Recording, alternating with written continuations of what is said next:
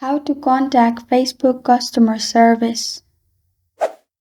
Hi everyone, I'm here to assist you today. Without any delay, let's jump right in. First, open Facebook on your device. Then click on three lines at the top right corner of your screen. Make sure you're logged into your account. Then scroll down in here and click on Help and Support. After that, click on Support. And you'll find different ways from which Facebook can help. If you don't find your option in here, even by searching at the top, what you can do is simply open any browser, or you can simply copy these emails from my screen.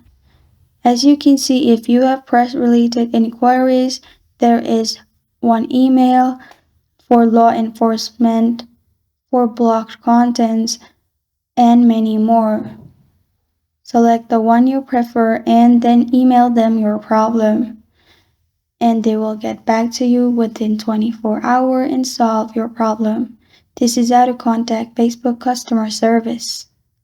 Thank you for joining me today. If this video helps you out, please leave a like and subscribe for more. Got a question or want to suggest a topic? Comment below. Thank you for watching.